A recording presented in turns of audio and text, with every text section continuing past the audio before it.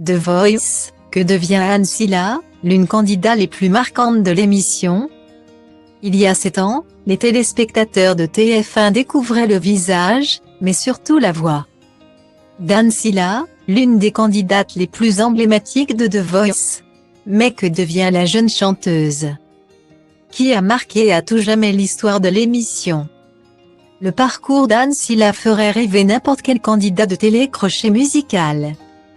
C'est en 2015, lors de la 4e saison de The Voice, que le public a découvert la voix angélique de la jeune chanteuse, qui traversait alors une période compliquée dans sa vie.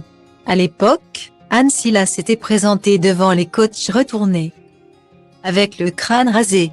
Je ne sais pas ce qui m'a pris, je pense que j'avais envie d'une nouvelle vie. Chez les Indiens, la longueur des cheveux correspond à la somme des souvenirs gardés. Moi, j'avais connu des ennuis de santé, mes projets piétinaient, il fallait que je me libère pour aller de l'avant, avait-elle confié dans les colonnes du JDD.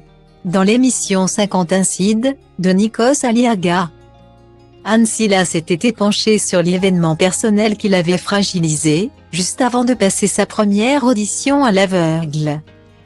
En fait, la personne dont j'étais très amoureuse a fait une bouffée délirante, et m'a donné des coups de couteau. J'ai dû faire face à toute cette douleur physique et mentale ensuite. Et ça a été une épreuve pour moi, une épreuve pour cette personne aussi, avait-elle expliqué. Battue en finale par Liliane Renaud, Anne Silla avait néanmoins su rebondir très rapidement, en sortant un album intitulé Amazing Problem, en 2016. Plus sûre d'elle en tant qu'artiste, elle avait publié 3 ans plus tard un autre album, Fruit défendu.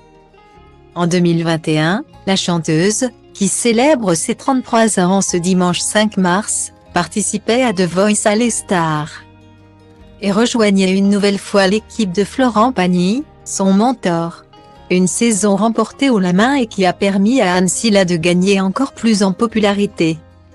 Elle qui sortait dans la foulée son 3e album, À nos cœurs. L'année suivante, la chanteuse avait rejoint la troupe des Enfoirés, et n'avait pas laissé Patrick Bruel indifférent. J'ai rarement vu un visage aussi éclairé, aussi heureux d'être là, aussi ensoleillé. C'est une formidable recrue pour les restos parce qu'elle a une voix magnifique, avait-il confié face aux caméras de 50 Insides. Celle qui a joué le rôle de Marie dans la comédie musicale de Pascal Obispo Jésus de Nazareth à Jérusalem, et qui a également prêté sa voix à Aladdin dans la version live-action du Roi Lion, a écumé les routes ces derniers mois dans le cadre de sa tournée, après avoir sorti son album Madeleine. Restée très proche de Florent Pagny, la chanteuse avait avoué avoir eu très peur après l'annonce de son cancer. Elle qui se dit fortement attachée à lui. Du côté de sa vie personnelle, après une histoire d'amour très compliquée et douloureuse, Anne Silla coule désormais des jours heureux avec un artiste dont elle n'a pas dévoilé l'identité. J'ai la chance d'être avec quelqu'un qui m'encourage et qui comprend les difficultés du métier comme le fait de ne pas être forcément là tout le temps. Il me soutient beaucoup, avait-elle révélé à Pure Peuple. Pas de doute, la vie sourit désormais à Anne Silla.